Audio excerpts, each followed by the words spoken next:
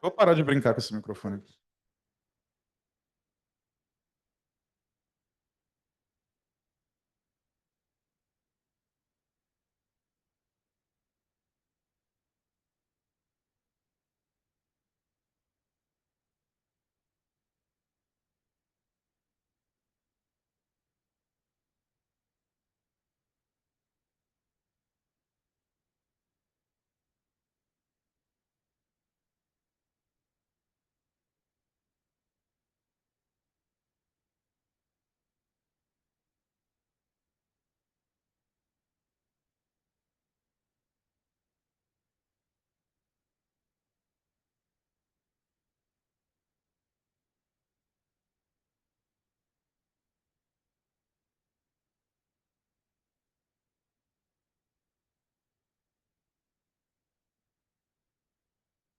Deve ficar mais frio.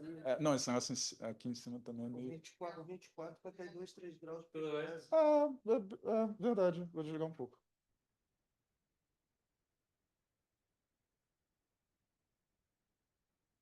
Esquece que eu estou ficar lá.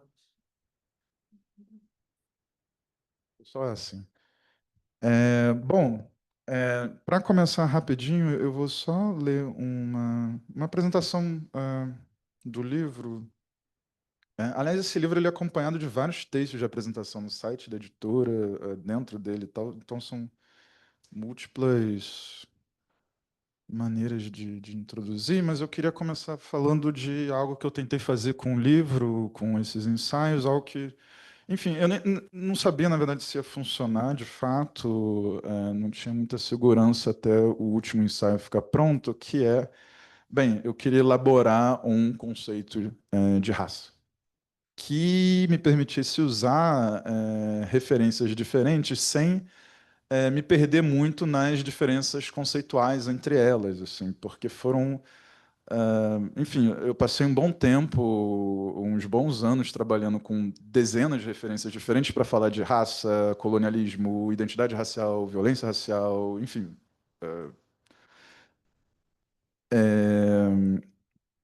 E tentando trazer muitas delas ao mesmo tempo para textos, para falas, para aulas, e é óbvio que isso chega num determinado ponto para de funcionar muito bem, porque você pega diferentes pessoas e elas podem estar falando raça, mas elas estão falando de coisas diferentes quando elas dizem isso, porque tem uma diferença conceitual, apesar da palavra ser a mesma.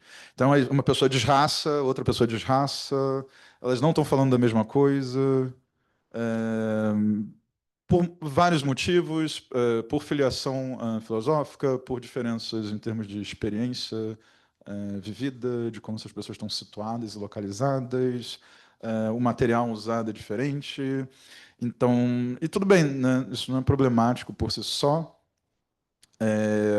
faz parte especificamente de pensamento filosófico, mas o problema é que eu queria montar algo, né, construir uma espécie de mosaico teórico, desenhar uma constelação e produzir assim uma imagem que fosse feita de muitas imagens. Esse é inclusive um dos sentidos do nome, do título do livro, Imagens da Noite. Tem mais outros 4 significados. Alguns eu nunca vou revelar. Não existe pensamento sem hermetismo. Eu fui educado demais pela alquimia renascentista. Mas, enfim. E também era o nome de um curso que eu dei no segundo ano de pandemia, se eu não me engano. E, enfim. Então, fazer essa composição única, mas que também pegasse múltiplas referências ao mesmo tempo, isso exigia que eu tivesse alguma coisa para oferecer além do comentário, porque você...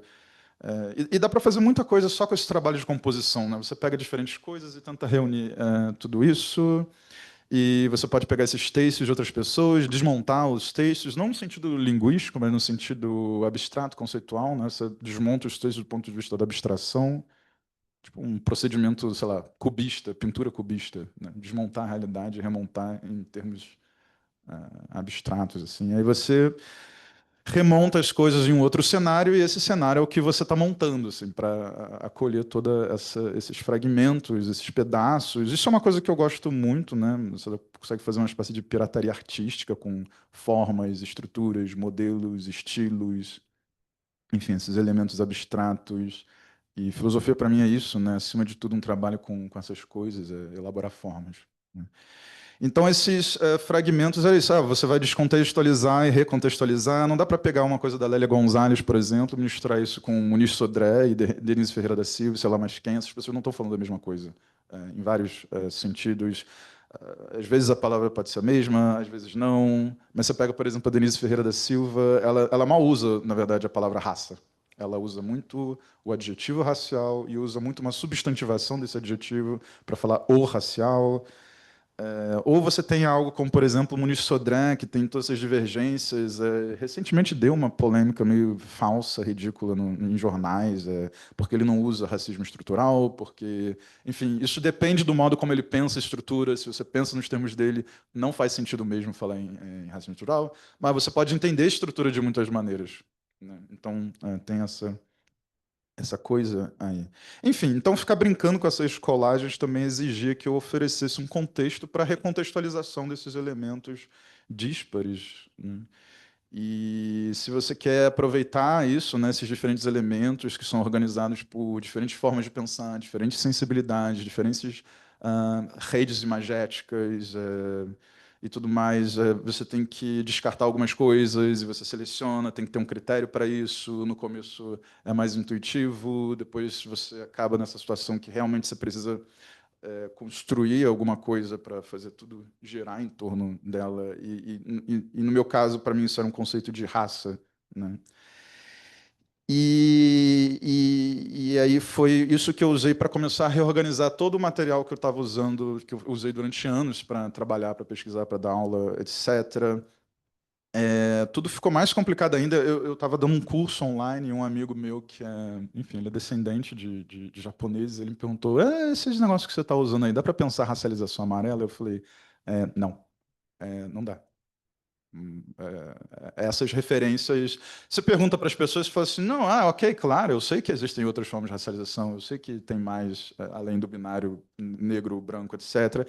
Mas se você pegar os conceitos mesmo, ou as categorias, elas realmente não funcionam se você tirar do contexto da racialização negra em geral, com algumas exceções, né?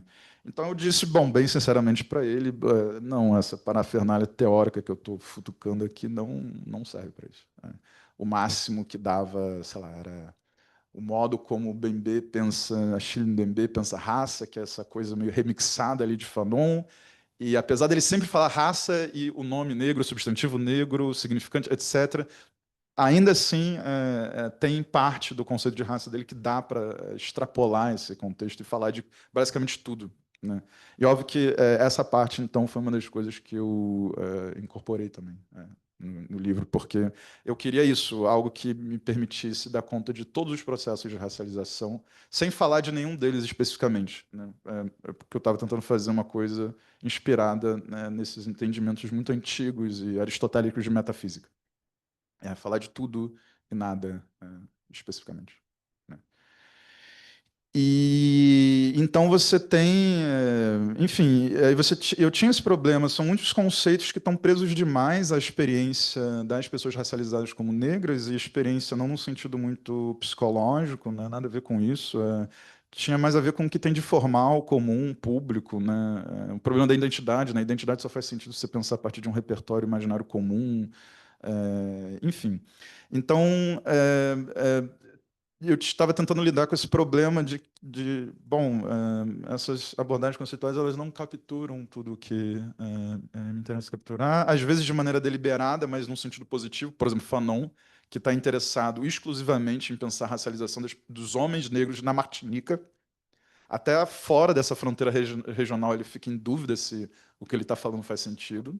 Ou você tem casos mais insalubres, como, por exemplo, o afropessimismo, em que você pensa que a, né? A figura negra, ela ocupa uma posição absolutamente singular no mundo. Então, todas as outras comunidades racializadas, elas estão mais perto da branquitude do que, né, da pessoa negra, né? Que o último ensaio do livro, ele é uma longa crítica a esse tipo de maneira de pensar. Enfim, então você tem, tinha esse objetivo de abordar outras formas de racialização, navegar por uma história do colonialismo que não fosse só 3 continentes, mas 4, né? Porque a gente muitas vezes perde isso, de vista. Né? E fazer tudo isso tinha a ver com, enfim, uma coisa meio Simone de Beauvoir, existencialista, né? Você tem diferentes situações, você tenta transcender um pouco a situação, você tem que se deslocar, né? Você não quer entender a maneira como você sei lá, seu corpo está situado, porque você quer ficar nisso para sempre, né? Você quer talvez construir alguma coisa, ou nessa coisa Donna Haraway, perspectivas que se encontram e aí a ideia é que alguma coisa nova surge a partir disso, não que todo mundo se mantenha na mesma perspectiva indefinidamente. E eu tinha essa preocupação, tinha muito a ver com essa pergunta desse amigo, né? Tipo assim, como é que o que eu estou fazendo pode dar conta de uma outra coisa que ele está trazendo ali? Aparentemente a gente está interessado na mesma coisa, né?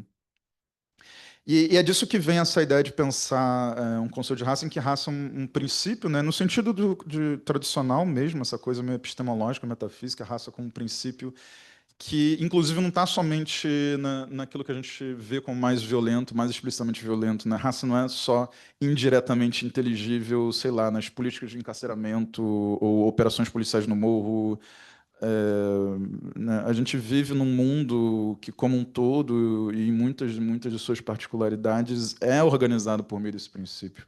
Né? Então, até coisas aparentemente irrelevantes, assim. Então, a ideia era articular conceitualmente o que a gente percebe, tanto, sei lá, indiretamente na abordagem policial, como em outras coisas, sabe? Como, sei lá, o que está acontecendo nesse preciso momento em Gaza, né?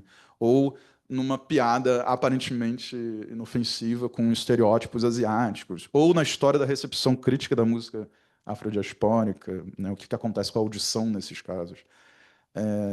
A ornamentalização de mulheres chinesas e japonesas ao longo da história, né? A construção específica da islamofobia. Você vai encontrar um princípio em operação. A minha ideia era isso, era uma coisa bem metafísica. Eu vou encontrar o mesmo princípio em operação em todas essas coisas. E isso não vai mais ter a ver com as pessoas que a gente considera negras. Não tem mais a ver com racialização negra. Tem a ver com raça, uma coisa diferente. E aí, claro, esse princípio que você reencontra em todo lugar e os processos de racialização que eles são de fato diferentes entre si e variam por mil motivos, e aí você tem uma espécie de múltiplo que é condicionado por essa coisa que é una, né, que se repete, que é raça. Né? Então a ideia era meio que tentar articular isso, inclusive para pensar por fora da questão da violência, né? Porque se você começa, enfim, você quer ver várias coisas que não têm a ver com injúria, um gesto violento, uma ameaça, um soco, um tiro. Na maior parte do tempo, na verdade, os processos de racialização eles são silenciosos, né? Porque você precisa construir uma realidade em que o tiro se torna trivial, né? Naturalizado, como que é que chama? Né? E construir essa realidade é construir tudo. Assim, você tem que racializar, por exemplo, os ouvidos, né? Às vezes o paladar, a visão, a imaginação, a história, a geografia, enfim, compreensão de espaço, de tempo.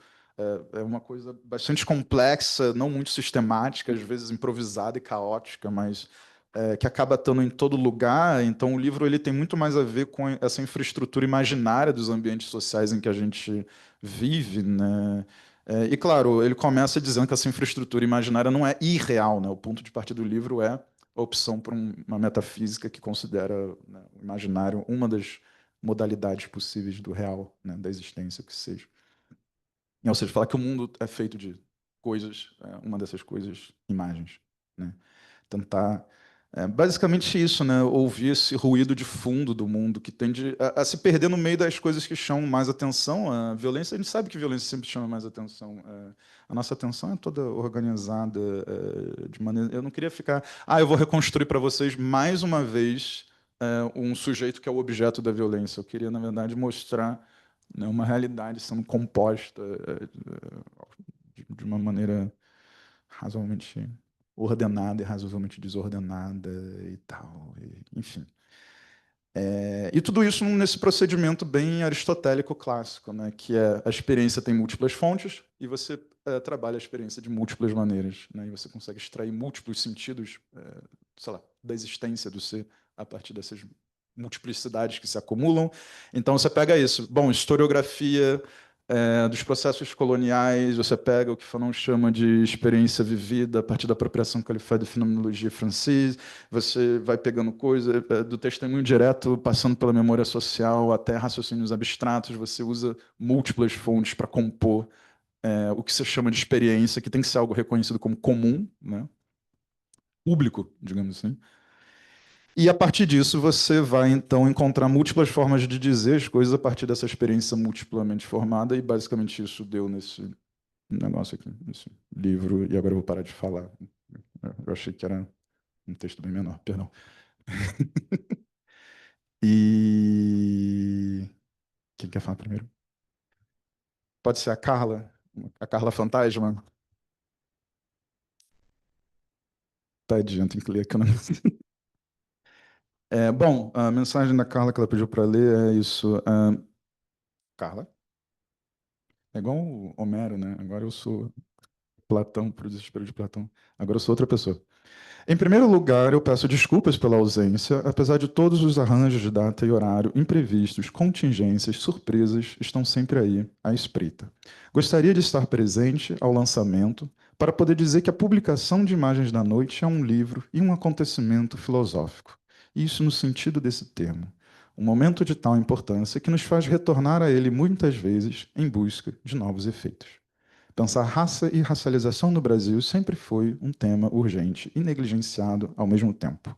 O que Victor faz nesse livro é trazer o debate para o próprio corpo e para uma escrita autoral, duas novidades no tipo de filosofia que se faz no Brasil. Tenho a alegria de ter acompanhado seu percurso desde o início do doutorado até hoje, e lá se vão 10 anos, e de ter buscado ser uma desorientadora à altura do seu trabalho. Quando ele me disse que eu gostaria particularmente do capítulo 2, Acertão em Cheio, porque é ali onde teoria crítica de raça e teoria crítica de gênero se encontram, e é ali também que eu e Victor também nos encontramos. É isso, vida longa ao livro e um bom debate para vocês.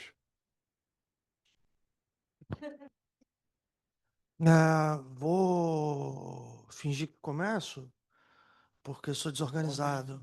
É, não sei, depende como me chamam. No geral, me chamam só de Capilé, eu perdi o nome. E Capilé nem é um nome, é um apelido. Mas, de qualquer modo, vamos começar pelos protocolos, né?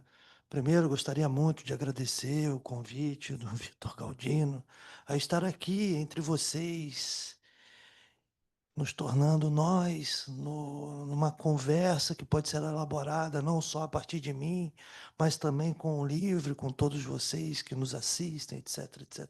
Esses protocolos típicos, né? Mas isso não reduz meu agradecimento a poder conversar contigo, uma conversa que tenho tentado já há alguns anos, né? Em vários momentos, em vários níveis, em várias interlocuções de temas, assim. Tenho percebido e perseguido o Gal, que é como chamo o Vitor, há algum tempo, percrustando certos aparatos e aparelhos de teoria que ele frequenta, que não necessariamente se coadunam aos meus, e ele me encontra onde eu estou desencontrado muitas vezes, lá no aspecto da reflexão. A minha formação originária é dentro da filosofia, e eu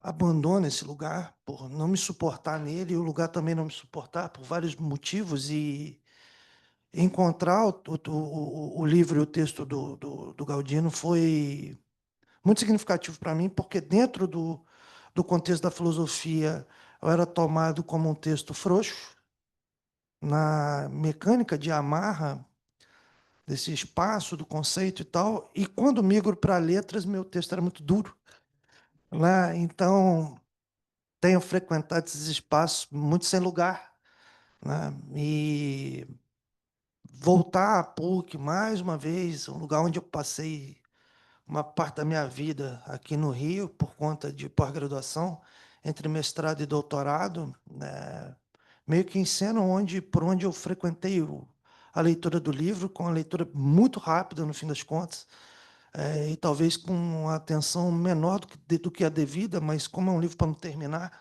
é, tem outras zonas de conforto também aqui.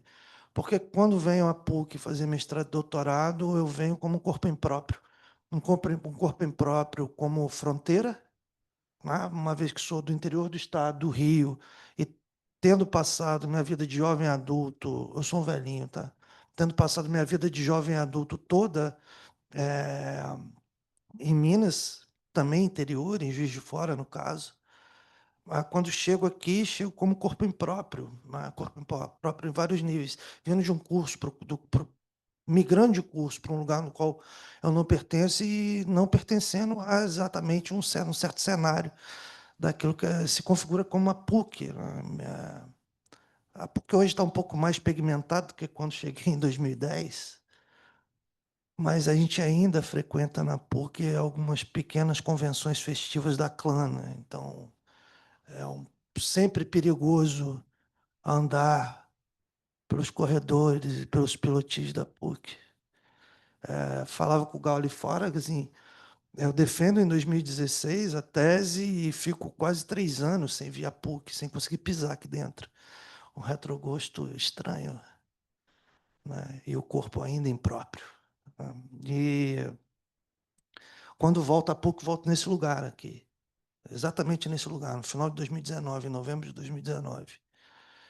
Ele Lembro também a primeira vez que tive aqui em cima, porque isso aqui é um beco, né? Tu sobe até o 11, faz uma curva numa escada, vira um beco e tal. E a assombração que é essa varanda, né? Porque tu chega de frente para aquela pedra, de frente para aquele mar, de frente para esse espaço que já não é um espaço para chegar. A Gávea é um lugar para fugir, não para chegar, né? E a Gávea é, como grande parte dessa cidade, é uma cidade de expulsão e expurgo, em vários sentidos. Você não consegue chegar, quando chega, não consegue ficar, e de repente vai dando perto das 6 da tarde, os vagalumes se acendem logo aqui atrás, e de repente essa assombração chamada Rocinha engole tudo, assim, né? E essa é a minha relação com esse lugar, em cena também a minha relação com esse texto, de um escuro mais escuro e de escuros que pretendem mais escuros ainda. E a mecânica do corpo impróprio, que não está exatamente no texto, mas está, no sentido de como tornar-se. Aí vem essas formulações meio idiotas, assim, mas enfim. Como se tornar um corpo próprio de si, que sempre foi entendido como propriedade, ter de desapropriar a propriedade desse outro que não sou eu, mas encena dentro dessa outridade algo que se pareça comigo, mas que se pareça a partir de um espaço de diferença.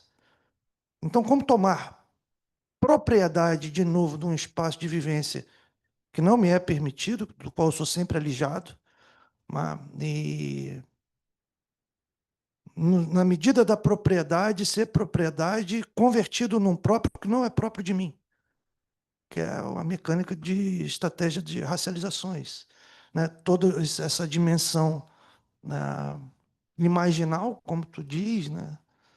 Que de vez em quando eu ficava frequentando um certo neologismo na minha cabeça por conta do problema tradutório de blackness, que muitas das vezes você vai tomar traduzindo como negridade, aparece e tal, mas tem esse sentido pigmental também de blackness que é muito difícil de tomar de novo como propriedade. E eu gosto de negrume, em algum nível, conta da precedência da tempestade, todo o texto que se pretende, em algum nível calibânico, outra figura da propriedade imprópria, né? Dono da ilha, mas que não é mais próprio da ilha, porque a propriedade é de outra, a propriedade é de Próspero, né? E mal compreendido tanto por Shakespeare quanto pelas revisões, né? Embora a revisão do Césaire seja uma revisão mais vigorosa, E a revisão que eu e o Gontijo fazemos é mais violenta ainda, né, na Uma Outra Tempestade, a partir da tradução Exu. E pensando no Negrume, em algum sentido, e nesse dispositivo imaginal, de vez em quando eu pensava numa perversão do númeno como negrúmeno, sabe? Por conta justamente desse sentido imaginal, é, do jogo de fenômeno e número, ao fim e ao cabo, né? E de como o próprio da racialidade desse outro está sempre, a partir do fenômeno, convertê-lo em número, se a gente for ficar kantiano aqui, porque está numa medida muito essencializada de uma ideia, no que me leva a pequenas anedotas, assim, no fim das contas, que conversam também com isso. E que eu tenho pensado tenho pensado há mais tempo, mas te ler me traz de novo isso, né? A primeira é na Universidade de Colômbia, no mestrado em roteiro de cinema, lá na Colômbia, como grande parte das universidades norte-americanas ou estadunidenses, para quem prefira, tem muito migrante, né? E na turma onde não era eu quem estava, mas um conhecido, né, brasileiro até, ele havia muitos coreanos, muitos chineses e, em particular, pessoas de África, mais em particular ainda, né, evitando essa coisa do immapancy, dessa redução, né, de falar África do tamanho de Sergipe, né, toda vez que fala África, África imediatamente fica o tamanho de Sergipe, assim, né, mas a pessoa, no caso, é de Lagos, Lagos na Nigéria, e havia um exercício constante das pessoas escreverem os roteiros e depois irem filmar esses roteiros e tal, e era discutido pelos professores e tal. E aí, num dado momento, esse sujeito de Lagos escreve um roteiro e está sendo avaliado pelo professor. Branco, americano, né? Todo estereótipo mesmo montado ali. Aí o professor está lendo e daqui a pouco pergunta para o rapaz assim, mas onde o negro no teu roteiro? E eles falam, não há negros em Lagos. Né? Não há negros em Lagos. Negro é um problema teu. Isso aqui é só uma história de amor de pessoas que moram em Lagos. Ah, sim. E aí, obviamente, a butade, é óbvio que ele sabe que é negro, é óbvio que ele, como corpo estrangeiro e também próprio daquele lugar, ele sabe das implicações, mas a implicação maior mesmo era, amigo, essa história se passa em Lagos, é só uma história de amor entre duas pessoas, assim. Não preciso do dispositivo racial. E esse dispositivo racial talvez seja um problema só do Ocidente, eu só desse lugar. É quase a mesma medida do como os irlandeses vão se tornar eram outra coisa e vão se tornar brancos só em outros processos, para ficar com sujeitos brancos, ou então o apagamento do espaço de racialização da própria ideia de judeidade, por exemplo, que me leva a pensar muitas das vezes que nos racializam a partir de uma pigmentação do distinto da tintura, né, que a gente vai cair num problema brasileiro do distinto da tintura com os colorismos todos, né? Bom, a maioria talvez não, mas quem nunca, né? E aí, pouca tinta. Fala tu, afrobege. Porra, moreninho. E então é porque essas outras dimensões, e aí eu estou falando um monte de coisa para tu pensar comigo, porque eu estou pensando junto, né? Talvez no processo de sequestro, justamente o apagamento de uma ideia de povo, e aí a diferença que o Akira vai, talvez não pegue, porque ele quer muito encontrar um dispositivo para a racialidade amarela, porque é uma reivindicação dele, mas ao fim e ao cabo, esses sujeitos, as identidades na migra, todas elas ainda estão constituídas por uma ideia de povo, enquanto que nós fomos retirados de uma ideia de povo, né? E essa retirada gerou um sujeito implicado, mas implicado pela diferença do olhar do outro e da diferença entre nós, que me leva a outra anedota, essa escrita pelo Ralph Ellison num conto que chama Black Ball, né, que eu traduzi como A Bola da Vez é a Preta. que é uma dessas coisas de clubes, né? Os clubes e tal, e a votação para se você entra no clube ou não, vão caindo as pedrinhas brancas, e quando cai a preta, fala, você não foi aceito. Né? E claro que esses clubes são vedados a pessoas pretas, mas no fim o conto é um pai aparentemente separado, porque não há presença da mãe, que cuida de um filho muito pequeno, imagino que entre 5 e 6 anos de idade, e o cara trabalha nos serviços gerais, fazendo de um tudo dentro de um sistema de hotelaria qualquer. Vai aparecer um sujeito branco com as mãos queimadas que vem de um sindicato e está tentando chamar pessoas negras para o sindicato e tal. E ele nega no primeiro momento, mas a particularidade é justamente quando aparece o chefe e o chefe diz: cuidado com o teu menino, que teu menino anda fazendo bagunça. Né? E aí ele volta para casa e é muito preocupado com a alimentação do garoto e tal. E num dado momento é um garotinho e o sonho do garotinho é virar, sei lá, caminhoneiro, uma parada dessa, sabe? Porque ele tá brincando de carrinhos e ele acha os bonés muito legais e tal dos caminhoneiros e pá. E dá um momento que há uma conversa entre pai e filho, lembrando o filho é muito pequeno, e o filho fala: papai, eu sou black, né? Papai, eu sou preto, né? É assim, embora seja uma palavra muito transparente que todo mundo saiba, o problema vem logo, tá? E aí o pai fala: não, você não é black, você é brown. E brown é uma pica para traduzir no Brasil, né? Assim, é muito difícil traduzir brown porque o sistema de mestiçagem de lá é muito diferente do sistema de mestiçagem daqui. A, a gente, obviamente, ficou com um problema tradutório por conta de uma má versão de um lugar inexistente da palavra mulato. Essa etimologia não existe. Para começar, o barato, papo de mulos e tal, não existe. Em Quimbundo, mulato só significa mestiço. É, na Etiópia, mulato é outra coisa. E se você toma maluatu do Kikongo, ainda é uma outra coisa. Todas elas ligadas a princípios distintivos de identidade, mas nenhuma delas vem de mula, beleza? Mas assim, nós somos brasileiros, não dá para ficar reivindicando a palavra niga aqui como o rap americano fez. Assim, então, por conta de milhões de contextos, enfim. E é difícil traduzir Brown. E a minha tendência é traduzir Brown para o contexto brasileiro como negro, como distinção de preto. Né? E aí o pai fala: não, você é Brown. E aí vem o pulo, né? Que assim, ali pela frente, o pai vai falar: não, não, não, melhor, você, na verdade, é americano. Né?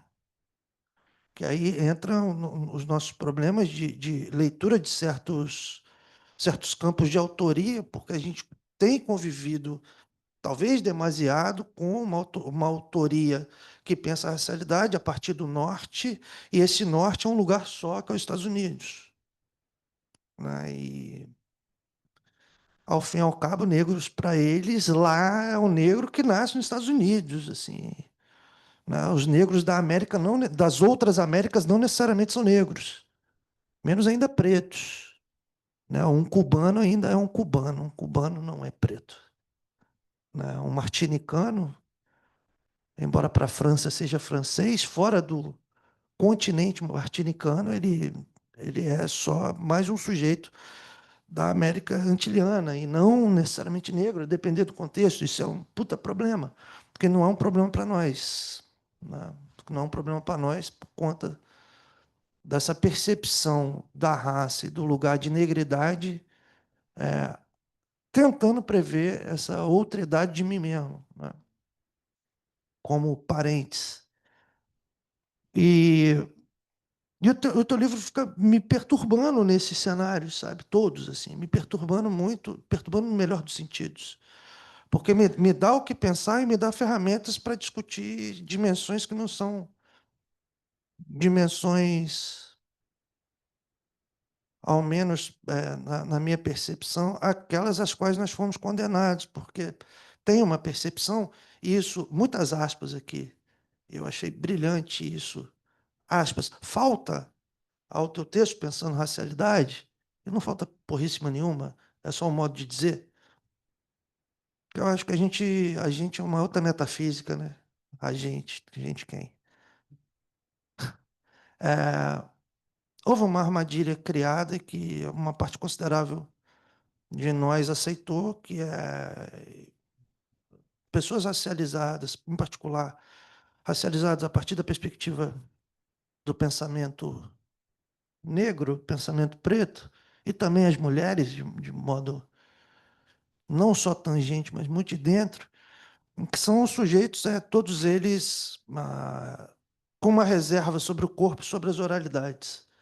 E nem são oralidades, né? Porque são sempre tratados a partir da singularização da oralidade. Quer dizer, para nós, o nosso lugar de pensamento não é outro senão a partir do corpo. Aí fica toda essa coisa meio brancarana, acimas e rufino, o corpo que ginga para lá e para cá e tal, essas porra, né?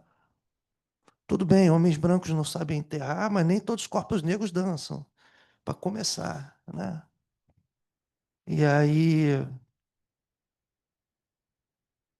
isso é um perigo, tenho notado como perigo, né? Da reserva do corpo, e do corpo como um espaço de pensamento. Tudo bem que a gente pode atravessar 25 séculos de uma filosofia toda montada para fora do corpo, né? E aí reivindicar o espaço do corpo como lugar de pensamento é válido, mas ao mesmo tempo aceitar essa armadilha nos impediu desse lugar de pensamento. Escrever outras dimensões de escrita, né? E que nos leva aos espaços de oralidades também, né? Pensamos com a voz, pensamos falando, pensamos alto, e tudo bem, mas não escreva não, por favor, né? Se você for pensar por escrito, esse não é teu lugar. E comumente também. Oi? Quem vai desligar? Ah, tá. Sim, é. Porra, vai desligar, foda. E aí tem essa dimensão assim, não escreva não, porque se você escrever, inclusive entre os nossos, assim, ih, tá branco. Né? E a mim me dá ímpeto novo saber que é possível pensar esses lugares a partir da escrita. Que eu acho, tenho pensado progressivamente que é um novo espaço de disputa. Não tão novo, mas é o grande espaço de disputa. Da disputa do pensamento de rigor, e do pensamento de rigor desapropriando esse lugar que nos foi vedado durante muito tempo. Tá? E, e fiquei tateando tuas ideias nesse lugar, e coisa que eu vou precisar ficar voltando, e voltando muito, sabe? E talvez já esteja falando demais, né? Porque são as coisas que me ativam mais rápido, né? No quanto consegui ler e no como consegui ler essas 2 semanas, né? Desde que estou de posse do teu texto. E muitas das vezes você me fez lembrar o Duke Ellington, assim, né? Quando a definição de blues dele tem muita força, né? E ele normalmente falava tirando óculos, aí tira o óculos e largava o óculos, tipo assim. Quando falo do blues, e o blues, como fala comigo, ele fala sempre na terceira pessoa. E essa terceira pessoa é aquele que não está lá. Sabe? Então, é como se o tempo todo tivesse, justamente por conta dos processos de invisibilização, não é essa invisibilização flat que criaram para esses corpos. É o espaço de entroncamento na porta da PUC, quando a gente tem que tropeçar porque outros não vêm, né? Entre outras cenas, que é sempre o corpo do atropelo, né? Ah, um tipo de invisibilização, porque nos foi vedado o espaço do rigor, sabe? E é isso que o teu livro me convoca de modo mais imediato. Essas coisas todas que talvez estejam muito difusas, mas me convocam de maneira mais imediata a, aos modos de ler, aos modos de te ler, ou começar a te ler, ou ter que ser ensinado assim, né? também. Né? Tá bom de falar, eu falei demais, eu acho. Beleza? Eu vou só falar uma coisa rapidinho, mas depois eu vou voltar a algumas coisas. Esse livro ele é isso, ele é 90% firula e o importante mesmo era uma coisa muito simples, que era a reivindicação da raça como assunto propriamente filosófico.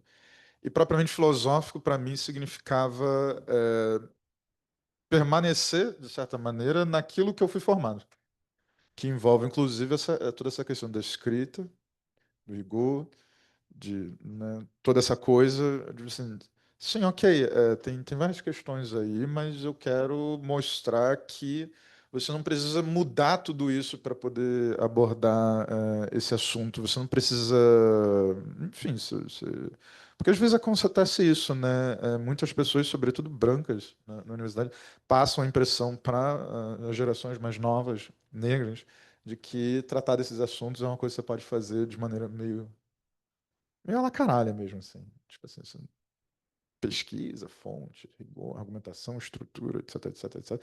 Claro que também tem mil possibilidades. Eu escolhi o ensaio para poder também, enfim, sair de certos protocolos comuns da universidade, mas sem sair da história da filosofia, que é muito maior que a história da universidade, né? Essa que então a minha ideia era basicamente essa, assim, eu quero poder fazer algo que eu já vi sendo feito para outras coisas, mas agora eu quero fazer sobre filosofia, né? Sobre raça, né? Então tinha muito essa reivindicação, de fato, uma coisa meio tipo assim, olha só, você pode fazer isso.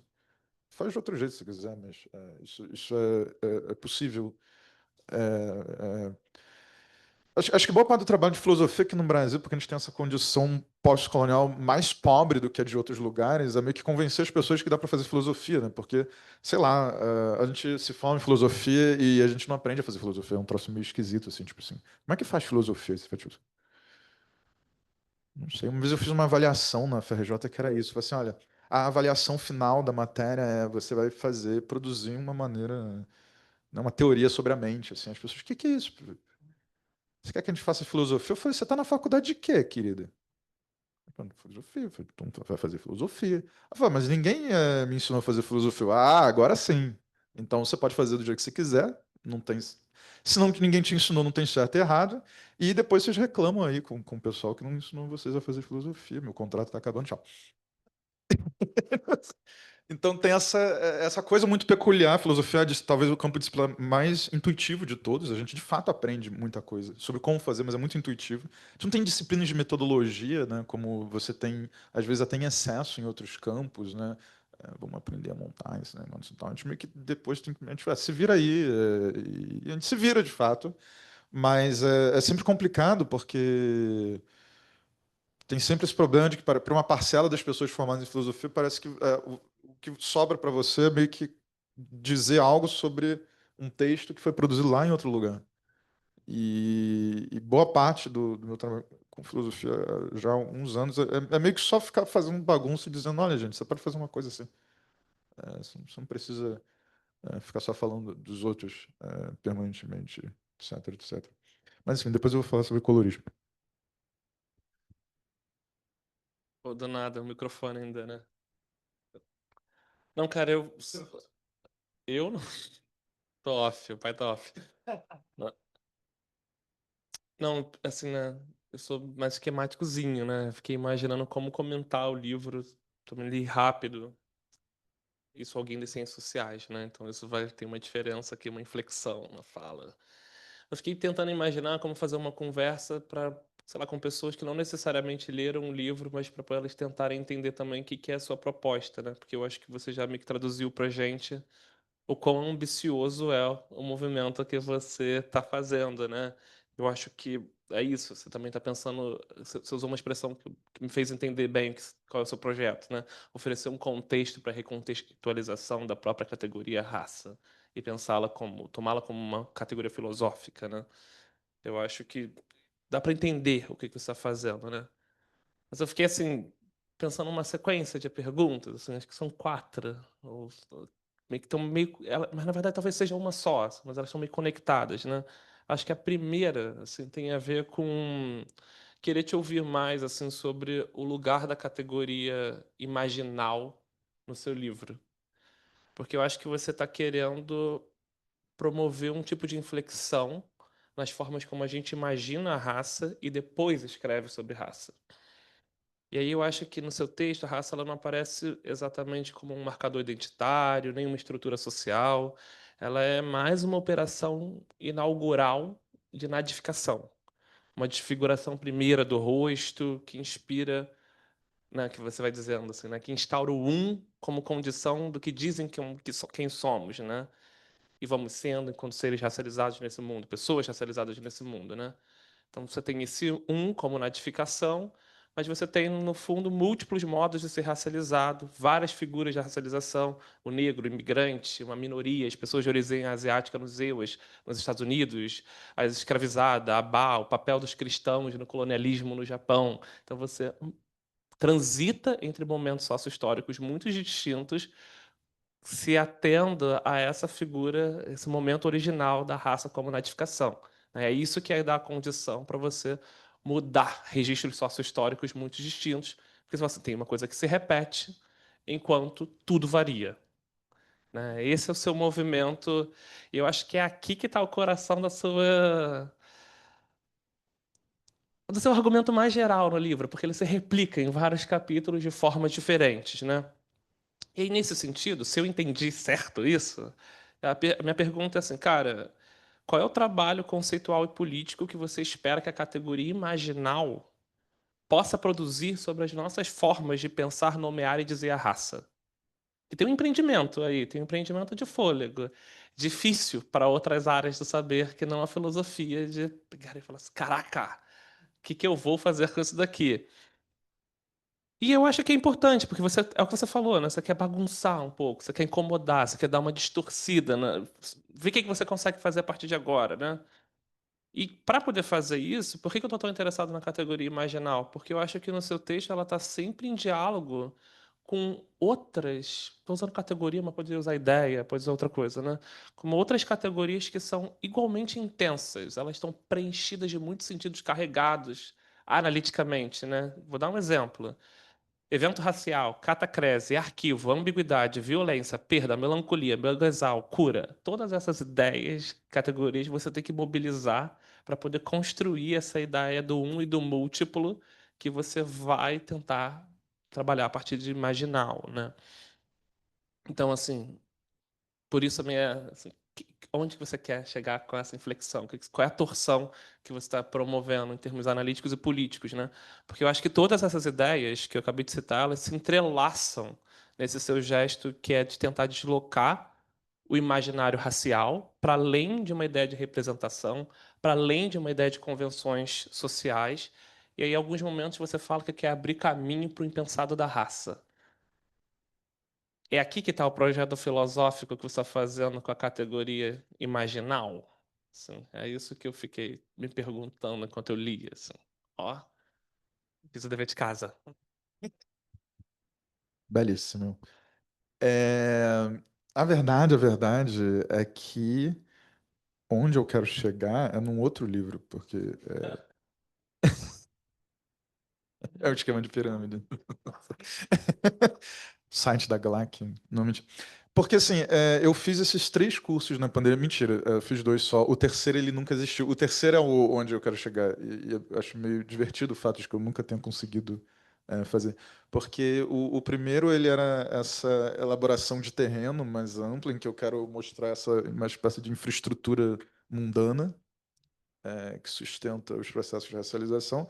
O segundo curso era sobre som, né? Era sobre música, né? Se a gente quiser, mas ele era muito sobre som e audição, imaginação sonora, em que eu estou tentando essa coisa, né? A gente tem há muito tempo, epistemologicamente falando, um centramento na visão e no olhar, como né, essa espécie sensível mais elevada e tal. Eu queria deslocar tudo para termos de audição, som, ruído, barulho, música, harmonia, desarmonia e trabalhar raça a partir disso.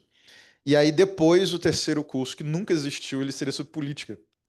é muito centrado na coisa da fugitividade, repensar os quilombagem, ou, enfim, aquilombamento, esses categorias também, etc. Então, esse livro acabou sendo isso, uma longa preparação de um cenário em que, na verdade, não precisa. Você pode, por exemplo, montar uma coisa nesse mesmo cenário que não tem nada a ver com o que eu estou, sei lá, imaginando que eu vá escrever sobre política, por exemplo, né? Claro, mas como todo cenário, você tem alguns caminhos que são possíveis e outros que não. Então, muito da centralidade do conceito de marginal tem a ver com isso, porque o que eu estou querendo dizer, na verdade, é que eu estava escrevendo um tipo de ficção que você tem que dizer, bom, e se foi isso mesmo? E a resposta para isso vai ser um conjunto de possibilidades. Se você disser não, bom, aí você precisa de outra coisa, outra ficção, né? Então, o próprio livro, na verdade, ele é um trabalho imagético que serve para você, enfim, visualizar de certa maneira e ouvir de certa maneira, sentir de certa maneira um cenário com suas possibilidades e decidir a partir disso se você.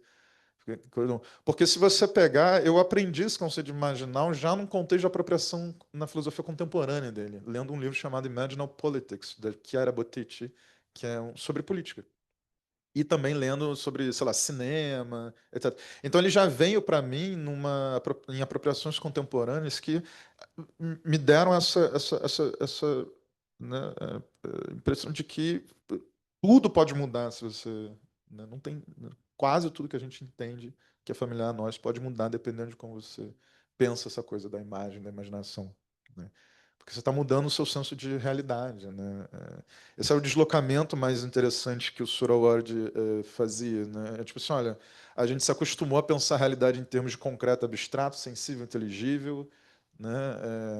Carne, espírito e tal, e agora eu estou dizendo que a imagem, a realidade, ela é feita de mais uma outra coisa, ela é feita de imagens também. Né? Imagem não é só um negocinho na sua cabeça, né? Tem uma exterioridade peculiar, que na verdade não é exterioridade nenhuma, porque a imagem não está em lugar nenhum, né? A imagem não tem coordenadas espaço-temporais. Né? Imagem, é tipo a imagem no espelho mesmo. Então, dá para fazer assim uma quantidade absurda de coisas com esse conceito de marginal. E aí eu escolhi usar ele. E não é só raça, né? Como você disse, tem várias outras coisas que são reinterpretadas a partir disso. Assim, a maneira de entender o que significa paisagem, ecossistema, território, lugar, tempo, história, arquivo, tudo vai passando. E a ideia era fazer essa costura mesmo, né? Consistente. O experimento era esse. Será que eu consigo chegar até o final, mudando de assunto sem parar? Que nem um doido, e ainda assim funcionar. E quando eu cheguei no último ensaio, eu não sabia se estava funcionando. Eu falei, cara, eu não sei mais o que eu estou fazendo. E o último ensaio era sobre identidade. Eu joguei ele fora. Eu falei assim, sei lá, o Douglas, querido Douglas, vai escrever algum negócio sobre identidade daqui a pouco. Deixa ele lidar com o feedback de você se meter nesse assunto. E aí eu desisti. Eu estava aqui, na verdade, quando eu desisti. Eu estava ouvindo um antigo professor meu falando de monges do deserto. E eu pensei, cara, é isso. Eu não quero falar sobre identidade, eu quero falar sobre monges do deserto.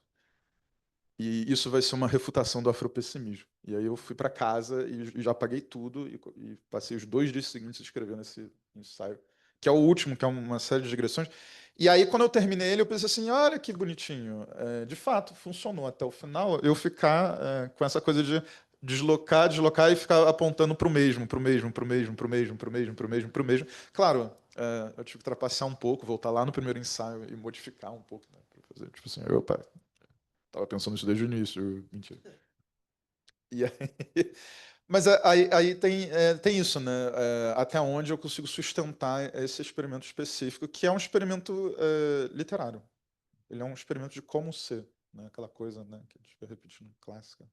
Tipo assim, e se as coisas forem assim? Por isso que eu começo falando de mundos possíveis, de ficção, de Sopranos, né? Muito importante para entender o processo de racialização, a série Sopranos. E a ideia agora, será que eu consigo sustentar isso se eu começar a falar de estática? E aí é o tema, né? Eu vou dar um curso online agora que vai ser mais um teste conceitual agora com esse livro, voltar a esse assunto do som, da música, para depois ver se eu consigo finalmente chegar na coisa política. Mas é meio que dá para prever onde é que isso vai parar, porque tem claramente uma influência pesada do Fred Moten, do Stefano Haney aqui, né? É meio razoavelmente nítido que isso vai desembocar em conceitos de recusa, fugitividade, numa coisa, obviamente, sei lá, anti-estatal, enfim, quem me conhece, isso não é exatamente um mistério, é, não exatamente institucional, etc, etc, que é isso. Bom, eu quero fazer com que o trabalho conceitual ele não tenha que responder a nenhuma dessas instituições, porque todas elas estão comprometidas de alguma maneira com uma coisa que você está tentando pensar criticamente, né? Então, tipo assim, isso deixar o pensamento livre da institucionalização. A institucionalização ela acaba acontecendo de maneira, assim como a comercialização, né, a mercadorização. Mas você tenta fazer uma graça, assim, uma coisa que tem uma vida própria ali até alguém matar, né? Mas, enfim. Então tem essa dimensão política que ela está meio implícita aqui e que ela só apareceria, né, mesmo num... Na verdade, já apareceria mais falando de estética, né? Porque uma coisa que eu amo, que é o trabalho da Angela Davis sobre blues. Quase ninguém lê esse negócio. Ela tem um livro lindo sobre essas mulheres do blues ali no pós-abolição nos Estados Unidos, e ela trabalha muito essa questão de, tipo assim, quando é que isso aqui começa a ser político? E ela tem esse conceito de comunidades estéticas que servem para você pensar esse momento não necessariamente político, ela está meio que desviando de uma coisa de tudo é política, né? Não necessariamente blues é político, mas sem essa etapa estética, a política que pode vir do blues ela é impensável. Assim. Então ela está pensando o estético como condição para o político, e é meio que essa ordem que eu estava tentando fazer. Né? Eu vou falar de som para poder falar de política, eu não consigo pensar política sem pensar sensibilidade. É isso que eu porque para mim não tem a ver com a razão, né? Abstração, tem a ver com sensibilidade e imaginação. Né? Então, por isso também fica falando sem parar dessas coisas. Porque senão você fala só, tipo assim, uns caras pensaram um conceito, um negócio que é raça, e aí o pensamento me oprimiu, e aí o texto acabou com a minha vida. Não, texto nenhum acabou com a vida de ninguém. Pessoas com todos os seus componentes funcionais acabaram com a vida das pessoas. Então, tipo assim, textos eles são irrelevantes, né? Muito isso que eu estava tentando mostrar. Assim, o nosso problema não é um conceito que foi elaborado num texto. Né? Não é um autor o nosso problema, não é um texto o nosso problema. Essas coisas elas estão vindo a partir de uma atmosfera que está sendo produzida por práticas coloniais e de racialização muito pesadas que antecedem os textos. O pensamento ele chega depois para justificar um mundo já informação. Né? Então, querer escapar disso e falar dos outros elementos que estão envolvidos nessas construções de mundo, inclusive essa coisa dos sentidos, da sensibilidade e tal. E isso tem a ver também com essa coisa desses debates muito localizados. Né? Você falou do negócio colorido nos Estados Unidos e tal. Você fica olhando para aquilo ali e pensa assim, claro, ok, tudo isso faz sentido, mas também existe um problema, o problema fundamental que é o problema da tradução, né? O que significa traduzir essas coisas para cá, etc. Então precisava pensar numa espécie de infraestrutura mundana mais ampla do que, sei lá, Estados Unidos, Canadá, Brasil, etc, etc. E que me permitisse escapar dessas abstrações que chegam a nós, a gente tenta traduzir, né? Tipo assim, esses conceitos que vêm, por exemplo, dos Black Studies estadunidenses e tal. Porque é disso que vem essa confusão toda de colorismo, por exemplo. Né? Você traduziu um negócio, fez uma bagunça depois. E uma das coisas que eu estou tentando mostrar, e é para isso que serve o conceito de imaginar, inclusive, e também certas coisas que eu estou falando sobre linguagem e percepção, é que, na verdade, raça nunca teve a ver com pigmentação nenhuma. Isso é só uma bobeira que você conta, é uma historinha que você conta para as pessoas. Né? Se você pensar em termos de pigmentação, o irlandês ele é praticamente idêntico a um inglês nos Estados Unidos de um tempo atrás. Mas na cabeça mas o irlandês ele é chamado de negro. Um negro branco, ele é uma versão específica do negro. Né? White nigger, eles chamam. E essa é a percepção generalizada ali, de que você tem esses dois grupos que, na verdade, estão próximos em termos raciais, e eventualmente é oferecida a possibilidade para uma parcela negra se tornar branca. Essa parcela negra que se torna branca, ela é irlandesa, né? E depois isso vai acontecer também com italianos e com poloneses nos Estados Unidos também, né? Poloneses no caso menor. Italiano é fácil de entender, é só assistir Sopranos, onde eles ainda vivem resquícios dessa racialização e ficam sem se entender direito, né? O Tony Soprano ele não diz que ele é branco, né? Tem os caras são os negros. E é uma coisa, né? Você tem um momento ali na história dos Estados Unidos que essas pessoas elas não são brancas mesmo. E elas não se entendem como brancas e ninguém entende elas como brancas. Então, o que a cor da pele das pessoas tem a ver com isso? Nada. Mas você pode fixar essas imagens nas pessoas e recorrer a isso. Você diz, olha só, cabelo, nariz, cor da pele. E aí você inventa que isso tem a ver essencialmente com características raciais, né? E aí você pode dizer que são características morais, intelectuais, estéticas, etc, etc. E você pode comprar isso, você pode começar a pirar e falar assim, ai, será que eu estou na exata pigmentação para me dizer um pouco mais oprimido do que as pessoas? Aí você começa a. É tipo assim, eu vou triplicar a aposta do delírio colonial, né? Tipo, eu não entendi o objetivo. Você quer ser mais doido que os caras? Em vários contextos eu acho isso muito bom. Mas nesse é meio problemático, porque você reproduz essencialismo e você reproduz uma coisa que, na verdade, nunca foi relevante. Você. Né, o problema do colonialismo é, na verdade, levar a sério uma coisa que nenhum colonizador levou a sério. É, tipo assim, o colonizador é um cara que chega e inventa coisas sobre você. Ele não está analisando cientificamente de verdade você. Ele está fingindo que ele faz ciência, né? E aí você toma o que ele fala como se fosse uma coisa científica. Não, sim, cor da pele realmente é uma coisa. Aí você começa a fazer uma taxonomia racial nova que sai para você encher o saco dos outros em rede social. Ah, aí fica perturbando, aí fala, ali, ó. Aí pega a foto do Everton. E aí vai ficar assim: olha esse cara falando de raça, falando de sei lá o quê, de Fred Moulton. De... olha esse outro aí, esse poeta, né? Porra. Pra mim, é bem das pessoas, você tá falando meio como branco, né? Eu falei, o que você quer que eu faça, meu querido? Você quer que eu dê aula fazendo rap? Aí o cara, não, mas eu falei, então, é porque é difícil. Eu falei, uai, tá bom. Você quer que eu minta pra você? Que eu diga que tudo isso é muito fácil? E que você vai pensar de maneira fácil e falar de maneira fácil? A pessoa, tá, beleza, então. Mas eu já ouvi isso realmente. Você tá falando de maneira muito branca. Eu falei, caraca, desculpa, eu esqueci meu. É difícil fingir não ter carisma.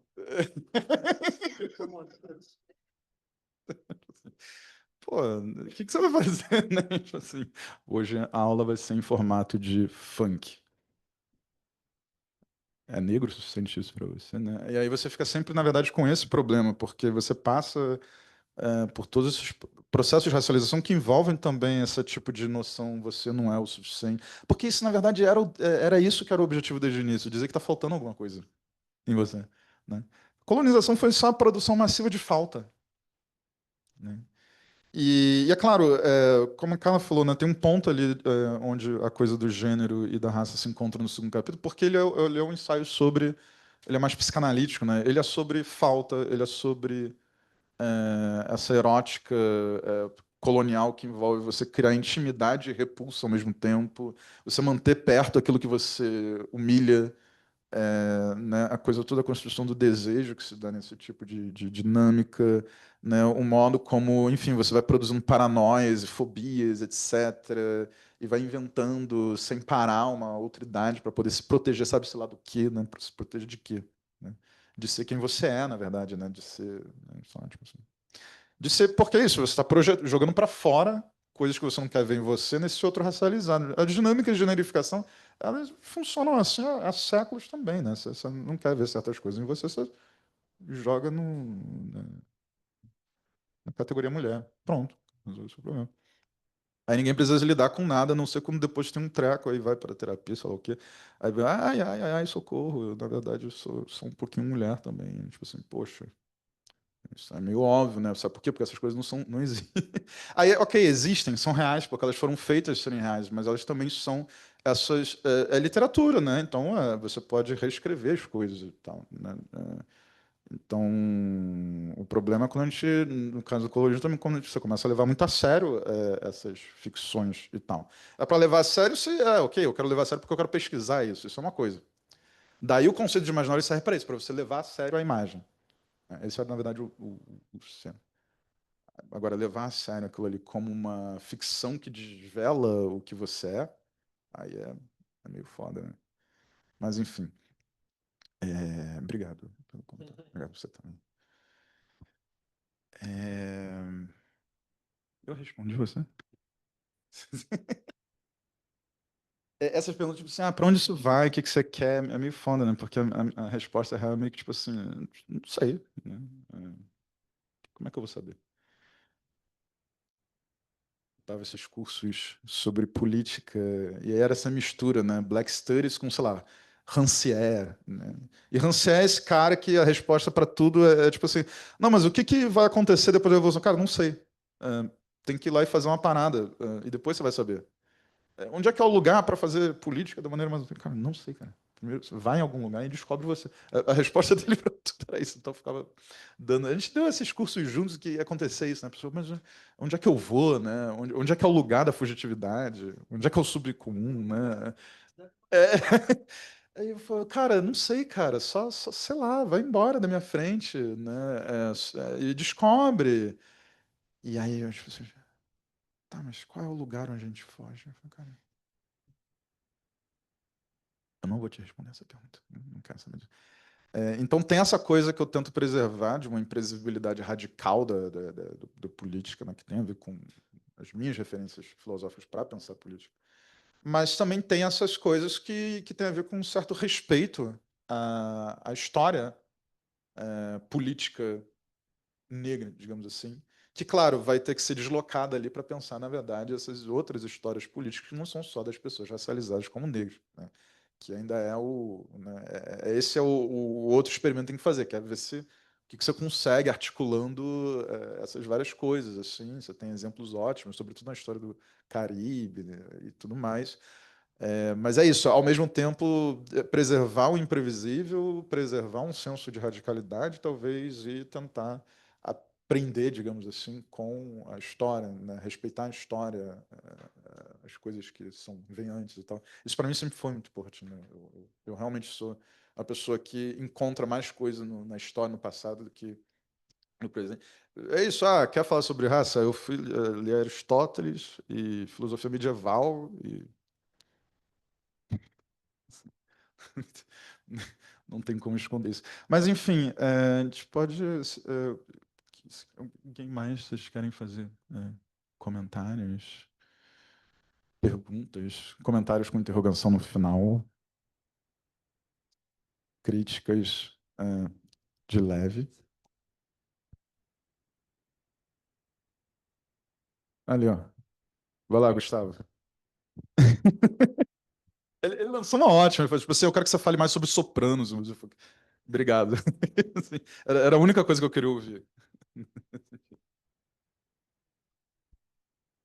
Eu estava pensando muito, tava pensando muitas vezes que também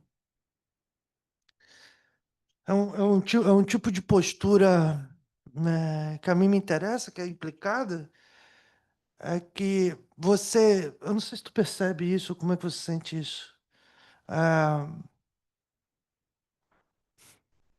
escrever não transformando ninguém em inimigo exatamente, ou sempre identificar o inimigo como nomeado, sabe? É como, vocês também não me interessam tanto.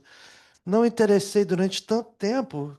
A história é essa, talvez vocês não me interessem tanto. Porque muitas das vezes a gente está implicado com a presença do inimigo, né? O tempo todo mirando o inimigo, porque nosso corpo é inimigo.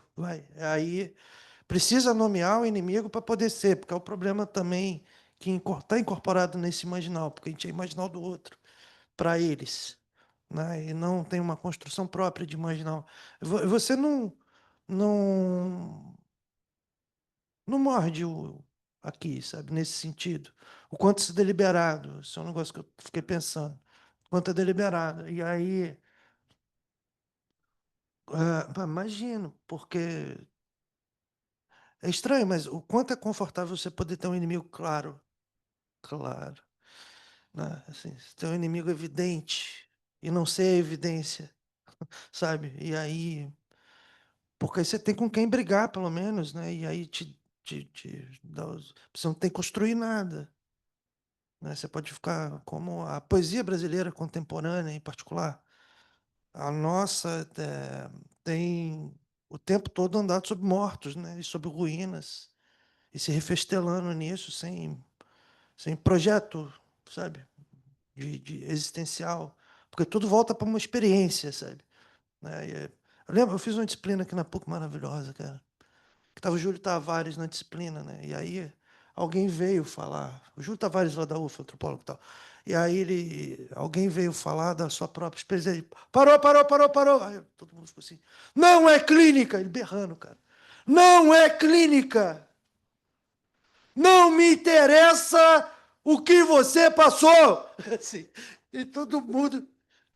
Isso em 2012 era possível, né? Uma educação pelo constrangimento. Né? Não me interessa! E virou assim.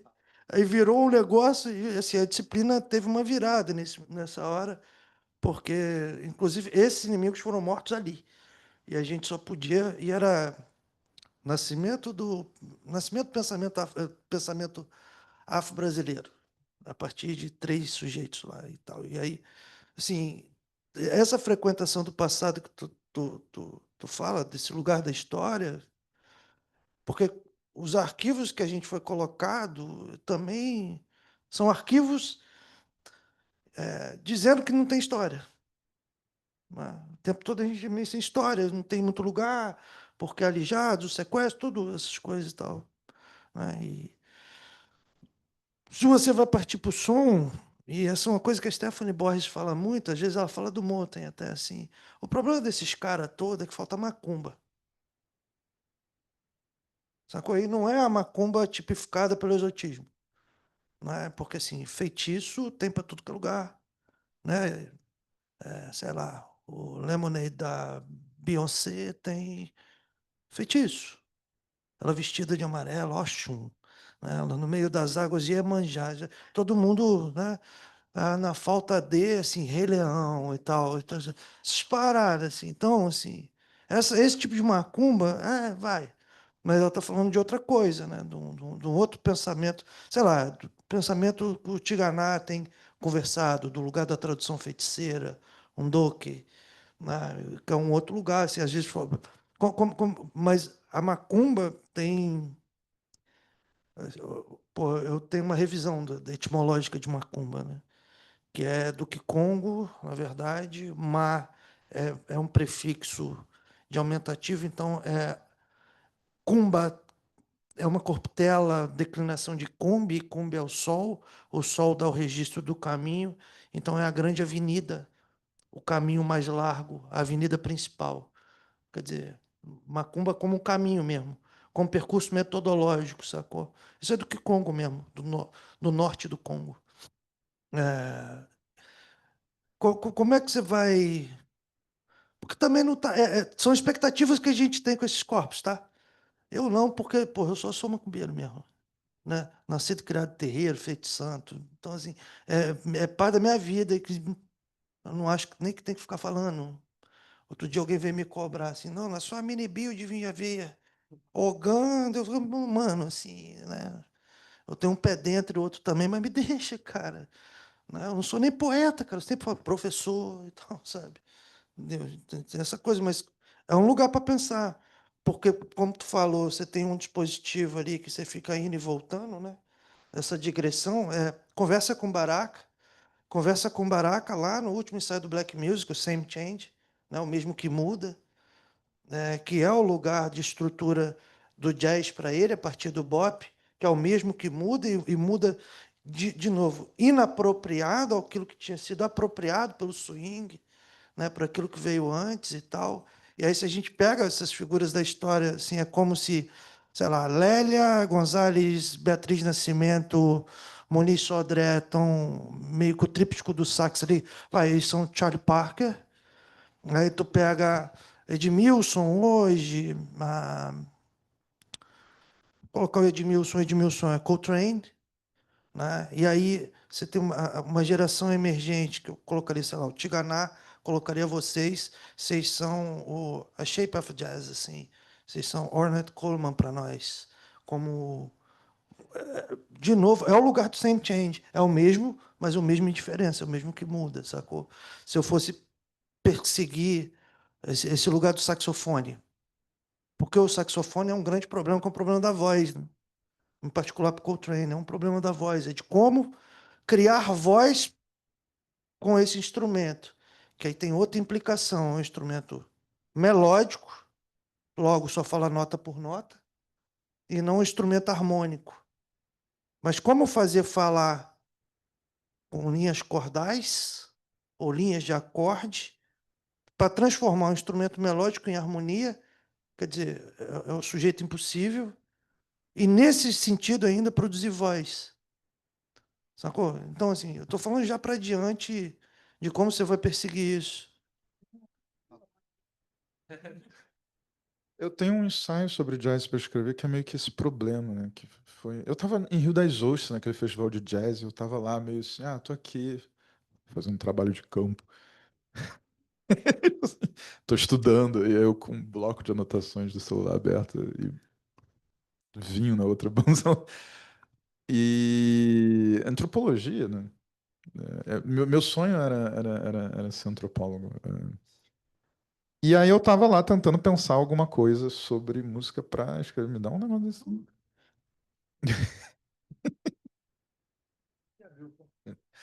E aí eu fiquei numa pira, porque eu tô lá ouvindo o cara e eu tô assim, legal esse som de bateria, né? E aí eu olhei pro baterista, ele tava olhando pro teto e tava parado. Eu falei, uai.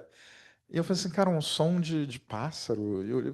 E não tinha nada acontecendo tirando um saxofone. E aí eu comecei a pirar nisso. Assim. Eu falei, cara, esse cara tá simulando mil coisas aleatórias. Assim, ele tá refazendo uma cosmologia com essa porra desse saxofone. Um negócio meio insano, assim. E aí eu lembro que eu fiz umas anotações no celular meio hilárias, assim, porque elas são meio. Tem um comentário sobre tal de Ting, sei lá. Tipo assim, cara, o que que eu tô falando, assim, sabe? Olha só. Sax, som de ave, vozes humanas, animais não humanas, metálicas, rochosas, minerais, uma pedra, rochosidade, instrumento de sopro, plasticidade, garganta, metal inflexível, as 10.000 coisas, Dao De Ching. E aí eu tava nesse estado mental, assim. Eu falei, ok, eu entendi alguma coisa fundamental, eu tenho que escrever sobre isso. Só que isso já faz muito tempo, né? Eu não escrevi nada ainda. Eu vou escrever eventualmente. Eu pensei até, será que eu escrevo isso para aqueles, para concurso da Serrote? Mas eu lembrei que tem que escrever meio mal, né, para vencer aquele troço. Mas enfim, é, com todo respeito. Mas enfim.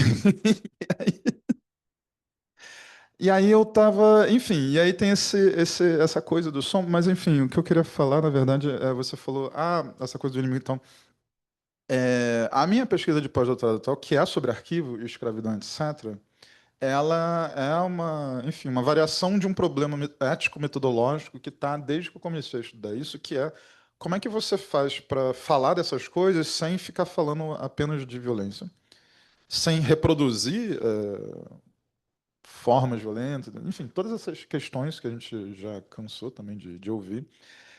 E, e aí entram várias coisas, né? Em termos de construção do inimigo, você tem essa situação muito peculiar que o Achille Mbembe está escrevendo, que ele fala assim, olha, o maniqueísmo Fanon ele era possível até o fim jurídico das colônias. Depois você não tem esse esquema pai-filho, você tem um esquema irmão-irmão no continente africano, fratricídio, ou seja, você não consegue identificar mais um estrangeiro para ser seu inimigo que agora tá tudo dentro, né? As colônias se tornaram metropolitanas, né? Então você, inclusive para reproduzir dinâmicas imperiais da sua própria maneira perversa. Então você tem essa situação, de fato, em que você perde um pouco a possibilidade de construir de maneira mais precisa isso. Talvez nunca tenha sido tão preciso, mas enfim.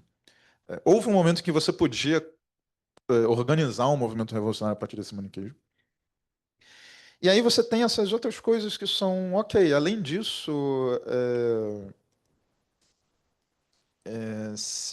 bom, aí entra o que você aprende, sei lá, com o budismo, né? Se você mantém uma coisa negativa, ela continua sendo, digamos, parte de uma composição geral que você confunde com você, né? Porque você não existe no budismo. Então, né? Se eu ficar o tempo todo, esse outro, né?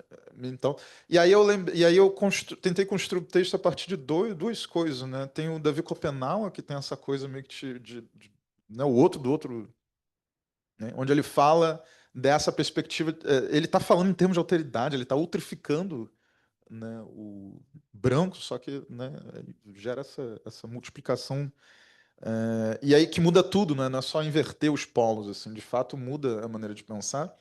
E uma outra referência para mim que é um comunicado zapatista que eu acho hilário, assim, e uma das coisas mais interessantes que eu já li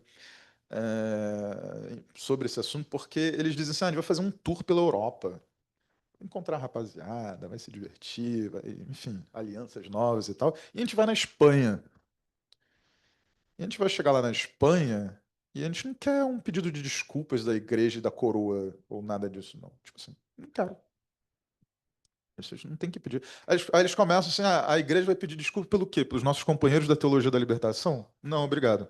Né? Eles são tipo assim, e eles vão falando uma coisa dessa, e fica assim, cara, mas qual é a questão? E eles vão dizer, bom, a questão é que vocês não venceram, então vocês não precisam pedir desculpa, porque a gente está aqui. Né? E aí você tem que repensar. Muito da literatura decolonial faz isso, né? É o ponto de vista do conquistador. Quando você fala excessivamente sobre ruína, tragédia, violência, etc., você está pensando como aquele que acha que venceu. Né? E o ponto de vista zapatista é o que torna essa perspectiva meio esquisita, porque o que eles estão falando é assim, cara, mas a gente está aqui fazendo um negócio, então qual é disso de, né? Como muitas vezes nos Estados Unidos é muito comum, as pessoas estão falando de raça, pessoas negras falando de raça e tal. Quando elas falam da questão indígena nos Estados Unidos, muita gente trata como se não existisse, porque é como se, na verdade, essas pessoas tivessem sido completamente exterminadas, obliteradas e tal, e não tivesse mais do que falar, a não ser da própria destruição. E aí, só que eu tenho um monte de gente lá. E aí essas pessoas vão ficar assim, ei, aqui, eu tô vivo. Né? Eu tenho várias coisas para dizer sobre isso, se vocês me deixarem falar alguma coisa e não ser um objeto da violência e tal. Então, para mim, isso é uma das coisas mais fundamentais, assim, não ficar reproduzindo uma perspectiva que se imagina, porque senão fica essa coisa, né? Aí você às vezes vai em umas palestras, assim, com as pessoas brancas, né? E as pessoas, tipo assim, a gente destruiu tudo, a gente apagou. E aí você pensa assim, caraca, você está com tesão falando nisso? Né? Às vezes parece, né? Tipo assim, como se você recuperasse um sentido desconstruído de uma onipotência colonial, quer ficar dizendo assim, como a gente destruiu tudo. Isso acontece no Brasil desde que as pessoas dizem, a gente vai acabar com a existência indígena, precisamos produzir registro, senão... É tipo assim, cara, você está produzindo registro porque você mesmo vão acabar com o negócio? Qual é... Assim, que ideia é essa que está te movendo, né? Parece que tem um pouco de tesão nessa ideia de que você tem um poder real de destruir tudo. Uma pessoa como você fez isso, não você, claro, porque você é decolonial, né? Você não fiz, mas poderia se quisesse, mas, sorte de vocês, não fiz. Mas tem esse outro cara, ele fez. E aí tudo fica nesse registro, tá, mas nada disso é real, né? Isso não aconteceu. Essa grande aniquilação não aconteceu, as pessoas continuam aí e tal. E, na verdade, o colonialismo ele nunca conseguiu funcionar nesses termos totais, né? Senão acaba a brincadeira, né? Se você matar todas as pessoas racializadas, o que você vai fazer da sua vida? Ninguém vai limpar a porra do teu quarto, sabe? Acabou. Então, você precisa... aí volta no negócio do capítulo 2 ali, do segundo ensaio, que é essa coisa... Eu te odeio, mas eu quero você do meu lado. Eu quero tanto você do meu lado que eu vou inventar um comércio global que pega pessoas de outro continente e traz para o meu quarto. Mas eu te odeio. Aí você fala assim, cara, por que vocês fizeram isso? Acho que o drama da miscigenação. A miscigenação põe em risco a vida ocidental e tal. Cara, quem é que tá transando? Quem que tá fazendo filho? Né? São vocês.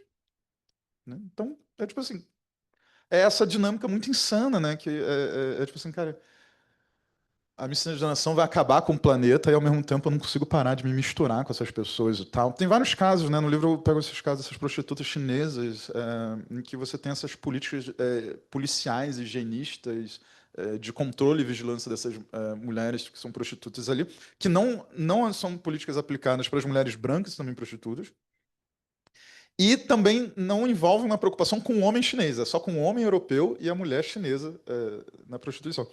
E é uma coisa assim, eles vão inventando regulamentos e normas e fantasiando coisas e tal, mas assim, a pessoa está ali oferecendo um serviço para um outro que está consumindo, assim. Ninguém forçou um britânico a transar com um monte de prostitutas chinesas. Então é meio que assim, você que cria o problema e tenta resolver.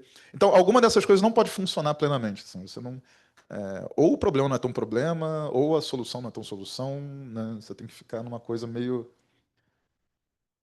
caótico e desequilibrado o tempo todo, enfim. Que acho que é uma das coisas que é bom de pensar, porque senão a gente tende. Essa coisa de produção do inimigo também, a tendência é que esse inimigo seja hiperordenado, né? A nossa tendência de pensamento crítico é essa, né? Aquilo que me afeta negativamente eu penso como algo mais ordenado, mais deliberado, mais sistemático do que às vezes é, né? Você pega uns textos falando sobre colonialismo, parece que é isso, parece que uns caras entraram numa sala e falaram assim, galera, esse é o plano aqui, o nome desse plano é colonialismo. E a gente vai aplicar ele. Talvez alguém tenha feito isso, né? Mas não teve nenhuma relevância para a história. Talvez 5 doidos tenham entrado numa sala e falado, opa, vamos fazer um plano. Mas não funciona assim. Então, acho que é isso. Tem muita coisa que você absorve em termos de sensibilidade, construção do olhar e tal, quando você não se desprende desse outro inimigo, né, que ainda é um problema, porque você está tentando lidar com ele, mas aí você se confunde seus fantasmas com os fantasmas dele, e aí a minha ideia era tipo assim, tá, eu quero me desprender disso, eu quero fazer uma coisa meio budista. Não quero saber. Eu não vou manter essa imagem aqui como um objeto de crítica, né? Eu vou simplesmente esquecer. Claro, não dá para fazer isso tanto tudo, mas enfim, era realmente um dos objetivos. Por isso que eu disse que é o que deu mais trabalho, né? Porque isso contamina. Né?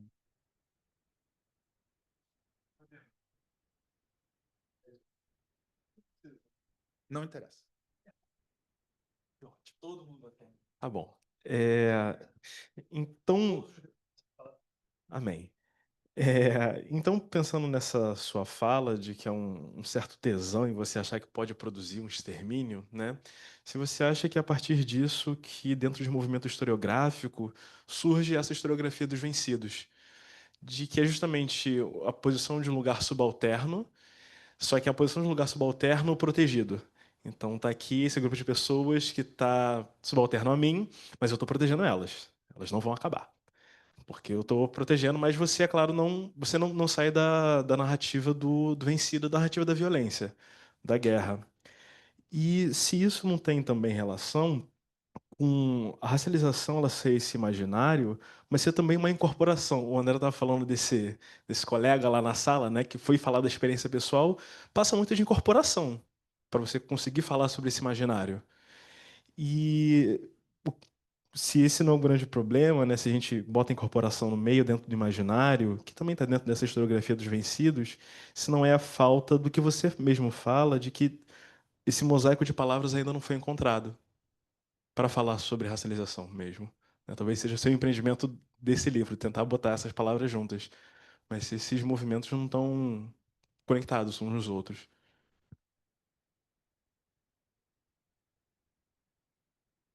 Quer mais?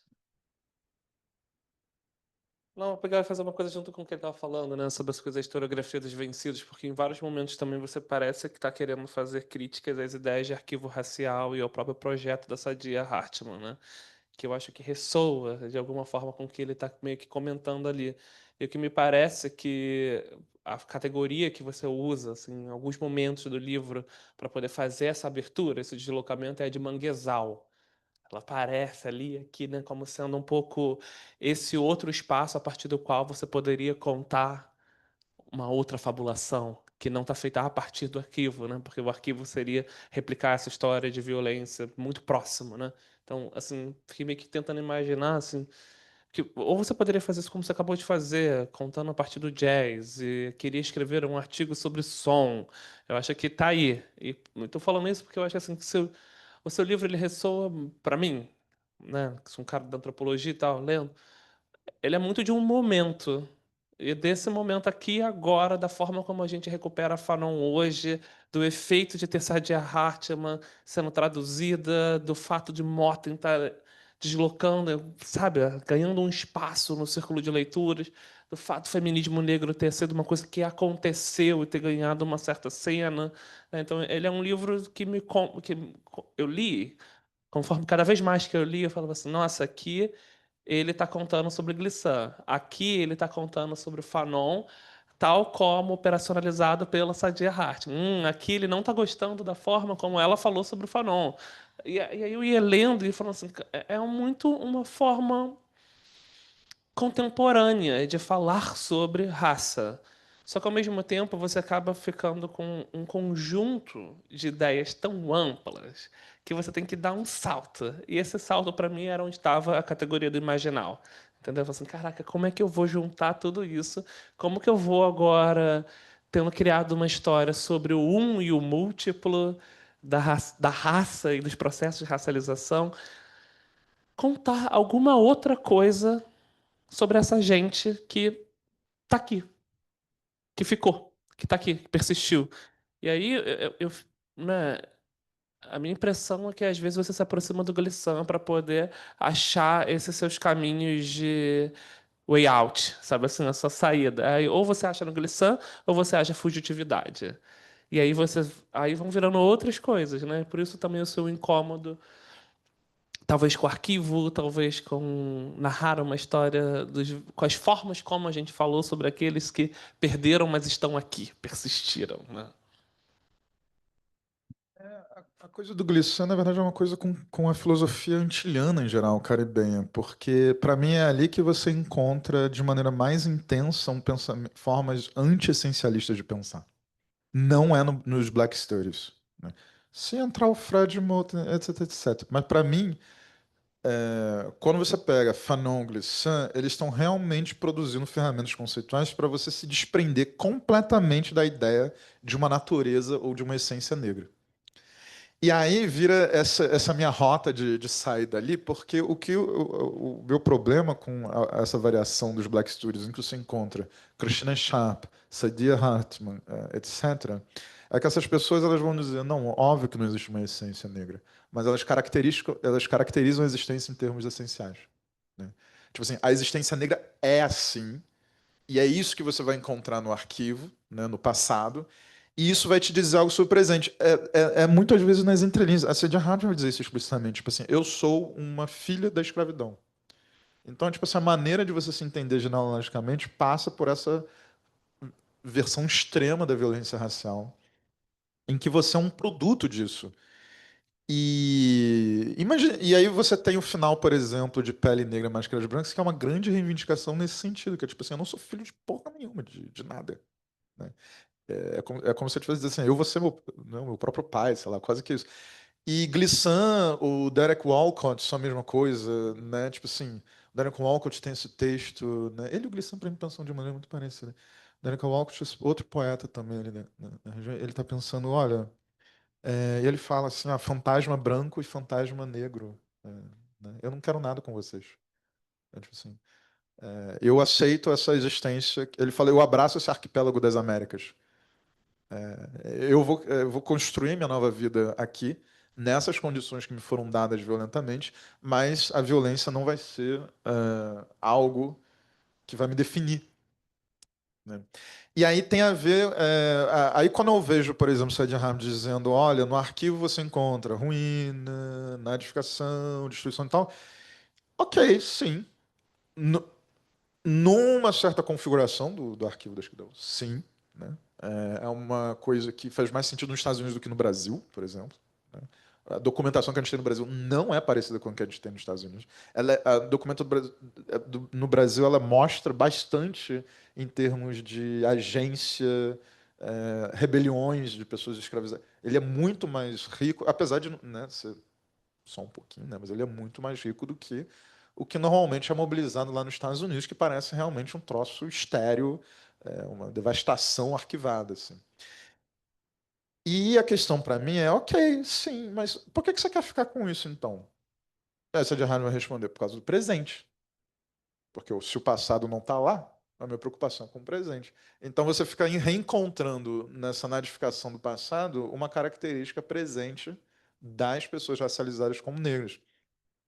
E isso, para mim, é uma forma de você contornar toda essa coisa de não é essencialismo, vamos falar de, né, existência precede a existência, sei lá. Aí você dá uma outra volta e, de repente, você tem uma maneira prioritária de caracterizar a existência negra. Que na Christian Schaff é mais nítido ainda. Ela vai dizer com todas as letras, tipo assim, é isso, a existência negra é isso. É essa a ser objeto de violência. E assim, em um certo sentido, para mim isso está certo. Porque ser negro é uma construção que só serve para ser objeto de violência. Mas não é disso que a Saidia Hatman está falando. Porque eu estou separando ser negro como essa incorporação imagética e que não é, na verdade, o que você é. Né? É uma das leituras das pessoas racializadas. É essa, ó, você é negro e tal. Você vai lá para esse contexto lá, Nigéria, né? Assim, não, aqui não. Então você pode perder isso com vários deslocamentos e tal. Então eu estou tentando fazer montar esse esquema em que ser negro não diz tudo sobre a pessoa que é racializada como negra. Né? E aí dá para separar melhor né, algumas coisas ali. Mas essa ainda não está fazendo isso exatamente. Ela está realmente tentando encontrar um sentido existencial, né, um projeto existencial na nadificação. E não por acaso ela foi muito bem recebida ali pelo afropessimismo, né? Porque eles têm isso, só que é muito diferente ainda assim, mas tem um pouquinho disso. Saidia Hatman não está realmente falando aquelas coisas que o Frank está falando. Né? Eles fingem que está, né? Mas a Saidia Hatman não está falando a mesma coisa. Né? Mas assim, isso são coisas assim, isso, implicâncias menores nesse processo de recontextualizar, né? Porque eu estou tentando trazer algo, sei lá, da Saidia e tal, e aí tem uma coisa que não vai funcionar. Eu falo assim, não vai funcionar essa obsessão com um arquivo e nada, não quero saber disso. Né? Então, a coisa caribenha é mais interessante, tipo assim, foda-se o passado, hein? O que eu quero saber com isso? Passado é essa merda aí mesmo. Né?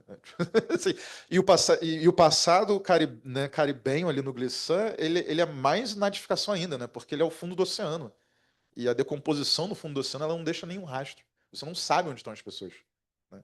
Você só encontra metal, você não encontra carne nem osso. Não tem osso. Porque parece que os homens. Né? Aquela. Porque os homens é isso, é um grande arquivo, um documento que ela vai apagando. Sim, sim, tem esse livro de poesia que pega esse caso do navio que jogaram a tripulação no mar. Isso deu um caso jurídico lá na Inglaterra. Christian Schaap pega depois isso, que é essa maneira como o Atlântico ele vira um lugar de um apagamento muito mais radical do que as formas continentais de extermínio e genocídio, né? Onde você tem restos humanos em algum lugar, né? No mar. Né? Então o Glisson olha para isso e fala assim: tá, beleza, então. Se não tem nada antes, eu posso ser o que eu quiser. E é meio que essa mesma lógica do Fanon, tipo assim. Mano, isso não importar tanto assim com o antes. Claro, não importar de ser também meio né, babaca, né? Tipo assim, foda-se meus antepassados, sei lá. Mas é uma coisa meio existencial, assim, tipo assim, o que eu quero ser, né? O que eu posso ser. Talvez de antropólogo, né? A gente empírico, imaginando esse cara, mas talvez o que importa, assim, o que as pessoas estão fazendo no Brasil ao ler livros de arte. Quando elas leram, elas fizeram virar obra de arte.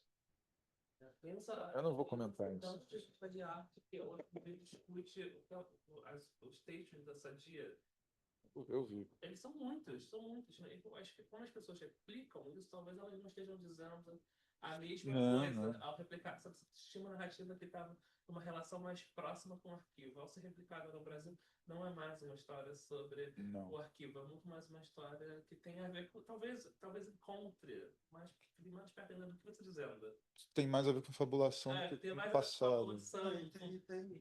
Tem uma Porque, bom, a arte, né? E tem uma variante que são os processos editoriais. O que escolher traduzir de Sadia ou de qualquer outro Sim. para atender uma certa demanda do presente. E é um Mas é um presente de outra invenção, Isso. que não é a invenção estético-política dela. É uma E é uma invenção demanda que vem do campo da arte. editorial, do campo da arte, você está sendo generoso. Não é? Do campo editorial, da financiarização do Sim, certo sim. conceito que encontra aquilo lá. De qual narrativa entre vencedores e vencidos a gente vai alimentar um certo sistema de leitura para criar uma teoria da leitura para qual tudo É um mercado da leitura. confortável. Estou contemplado. O nome contempla e, de novo, novo imaginário. É por isso que a Hartmann fala em museu, né? Sendo que ela não tem nenhum trabalho sobre ela. Dados. E outros artistas fazerem. Eles pegaram e tentaram coisas parecidas nesse movimento, ainda que estejam talvez eles mais próximos, gostando mais da Hartmann que você. É porque às vezes você tem que ser meio chato mesmo, meio implicante e pegar um pouco mais pesado, que é tipo assim, para chamar a atenção para um problema. Porque o Vênus em Dois Anos, para mim, é um texto que é meio intragável, assim. Não é o trabalho. O trabalho que eu gosto mais da Hartmann é o Vidas Rebeldes Experimental, que é uma coisa que para mim é absolutamente fascinante, assim. Isso, que é um texto em que ela está trabalhando no arquivo, mas para, na verdade, falar da relação entre falta e abundância, da maneira como você ouve as movimentações urbanas dessas mulheres negras, que são também, né, elas são mulheres lésbicas, queer, etc. Então ela está pegando um recorte ali e reconstruindo a vida dessas pessoas por essas operações de fabulação e tal e tal. Ali é uma coisa que eu acho linda, assim, mas aí quando o assunto vira escravidão, vem aquela coisa meio pesada. E aí eu acho que só assim mesmo, você tem que fazer um deslocamento ali, sobretudo se você está no Brasil, porque aquilo não ecoa bem aqui, né? Você tem que ter esse tipo de coisa, como acontece ali na arte, apesar de que tem um monte de outra coisa também acontecendo no cinema de arte aí que enfim, gera isso aí, enfim, financiarização é o que manda. E então, mas para mim isso é o certo, é você pegar um negócio e falar assim, agora eu vou fazer uma outra coisa, né? E aí você continua, porque senão o pensamento ele para num ponto. E tem algumas áreas no Brasil, por exemplo, que é um pensamento totalmente estagnado e que dizem respeito a pessoas negras, por exemplo. Você pensa, por exemplo, filosofia africana, completamente estagnada há 3 décadas. As pessoas estão falando a mesma coisa. A mesma coisa. Eu ouvi lá atrás. Então você tem um monte de problemas. Que é isso? Assim, pega um negócio e faz alguma coisa divertida, sei lá, só porque você está entediado, ou porque você quer produzir, ou porque você quer fazer uma arte. Mas né, acho que manter as coisas em movimento é um negócio. E às vezes eu faço isso de uma maneira meio simpática, às vezes eu faço isso de maneira antipática, porque né? Porque senão é foda, né? Eu sou canceriano, aí você fica sempre, ai, olha como ele é empático, ai, como é que ele é sensível, ai, não sei o que lá. E às vezes eu tenho que dizer, não, eu sou meio malvado. Eu quero esculhambar essa rapaziada aqui. Aí depois, pô, mas acho que eu peguei meio pesado. Aí eu reescrevia. Aí eu falo, não vou pegar pesado com isso aqui. Tem uma coisa assim, mas é porque tem umas coisas que se. Tem umas coisas que me irritam mesmo, assim. E aí entra nessa coisa da história do Juiz. Que é tipo assim. Ok, né? Eu não conhecia esse negócio de história dos vencidos por meio da historiografia. Isso veio para mim por meio de círculos político-militantes. Assim. Então, a minha compreensão de história dos vencidos tem a ver com coisas que as pessoas estavam fazendo fora, digamos assim, do campo historiográfico, na rua, talvez, né? Em certas produções e tal. E só mais recentemente é que me vem essa outra coisa de Estados Unidos, que aí eu acho que você tem razão, né? É com isso também que eu tô implicando um pouco, assim, né? Essa maneira de você reproduzir essas categorias de vencedor e vencido de forma muito estática estéril também e tal. Mas, assim, a maneira como eu compreendia politicamente isso, eu ainda acho interessante, que é você tá tentando reconstruir sua autonomia, né? Para mim, na verdade, sempre foi isso. Eu preciso reconstruir minha autonomia. Como? Eu contar história, né? Produzir passado, memória, etc. É uma das formas. Você pode escolher outras também. Não sei. Acho difícil você contornar o problema da memória, mas você também tem essas coisas. E sei lá, eu também, eu não sei, eu fico variando entre isso, né? Entre uma coisa, tipo assim, hiper empática, e eu quero falar de gente, eu quero botar gente. E aí depois eu penso assim, mas Tim Ingold, o que ele falou sobre antropologia é filosofia com gente dentro. O que isso quer dizer sobre a filosofia? Não tem gente. Não quero saber. Foda-se, gente. E aí, aí vira o professor lá, tipo assim, cara, não quero saber da sua história. Não quero saber do seu drama. Eu quero saber de abstrações. É só isso, assim. Você quer saber de gente? Fala com ele ali. Ele é antropólogo. Mas ao mesmo tempo, tipo assim, eu também queria ser antropólogo. E aí eu fico assim, eu vou abraçar pessoas na rua. Não sei. Eu vou, meu amigo. Assim, vou ser simpático, vou fazer, oi, André. Vou ficar sorrindo, vou ser carismático e tal. Então, tem uma. Esse livro ele é meio desordem, né, de personalidade, né, como é que chama? Ele tem um pouco assim, e aí a ideia do último ensaio é meio que isso, é uma brincadeira com várias personalidades no livro, em que eu começo a ficar puto comigo mesmo, falo, tipo assim, cara, eu não aguento mais esse negócio que tá escrevendo aqui, aí tem que ficar, ele fica mudando em digressões, porque é isso, chega numa hora que também, isso, eu fico realmente oscilando muito, assim, às vezes eu quero ficar nessa coisa, tipo assim, vamos colher as experiências, as vivências, né? Tá? E outros momentos eu tô tipo assim, cara, foda-se. E foda-se todo mundo também, porra de fabulação crítica ao caralho, coisa de mercado. E depois eu tô assim, na verdade, eu tô fazendo fabulação crítica também.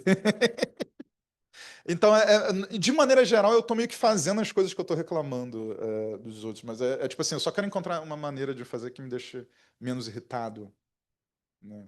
Acontece isso muito quando eu tô falando com a Hartman, com a Denise também. É tipo assim, cara, não legal, mas tá me irritando, mas eu vou tentar fazer também parecido, mas de uma maneira ligeiramente diferente. E aí agora você tem mais uma possibilidade, né? Se não agradar, tudo bem também, né? Aí, mas eu prefiro que uma pessoa diga assim, não me agradou e eu vou fazer ainda uma outra. Aí eu vou dizer, sim, tá. É só isso que importa pra mim. É que as coisas fiquem se mexendo, né? Se ficar estagnando, então não sei, pra mim é chato. Eu fico triste, né? Mas, enfim, canceriano, mas com lua em aquário. Tipo assim. Comprem Imagens da Noite. É o meu mapa astral em forma de livro, assim. Sou eu, pô. Peraí também, você aí, que canceriana.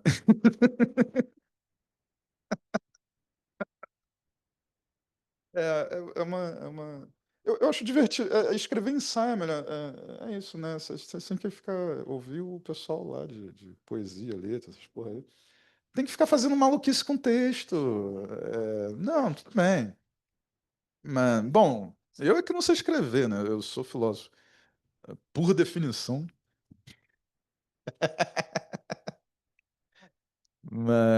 Mas é isso, né?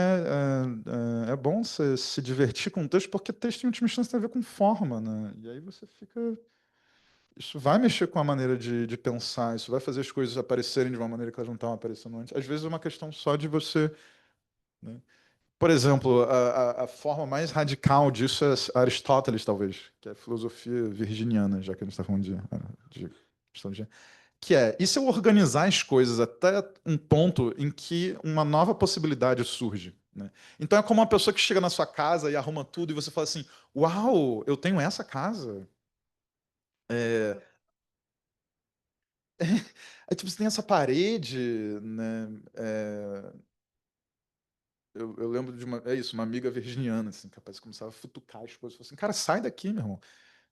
Ele assim, não, mas tá fazendo uma coisa legal, assim. Aí você pensa, ok. Olha, novas possibilidades surgiram. Tipo assim, toda a metodologia aristotélica, em última instância, é isso, né? Eu vou ajeitar as coisas de uma maneira e eu vou produzir uma coisa, demonstração, ou seja, uma intervenção no visível. Tipo assim, prum. E aí você fala, ah, obrigado, senhor. Então, às vezes é só isso, às vezes você só está mexendo nas coisas. Acho que o mais importante é meio que você deslocar o problema da verdade, tipo assim, ignorar, na verdade, completamente o problema da verdade. Por isso que desde o início eu falei, sei lá, metafísica é literatura, ontologia é só uma forma elevada de ficção, né? Coisa assim. Aí você, aí você pode cometer atrocidades sem ter que responder.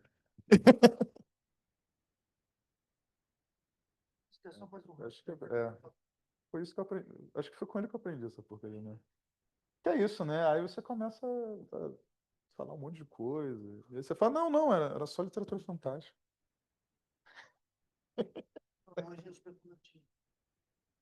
Fabulação crítica. Vamos comer, eu preciso almoçar, ué. Porra, você vai almoçar agora? Deixei de comer para vir animado para você. Comigo é o contrário. Só Assim. pra Eu tenho que ter um docinho, senão eu durmo. troca suqueira aqui, deixa eu falar isso. Mas é isso. Alguém quer dizer uma coisa? Fernanda, fala aí sobre o livro. Tem desconto, tá custando R$ 55 naquele QR Code e no site também hoje. É... R$ 20 de desconto. É um livro que tá bastante barato de maneira geral, porque o papel tá caro no Brasil ainda. Mas é isso, obrigado, pessoal, pela presença. Pessoal na internet também. Uh! Pessoal no Zoom. Tá gravando aqui, então tá com a nossa gravação e ela vai para nuvem do departamento.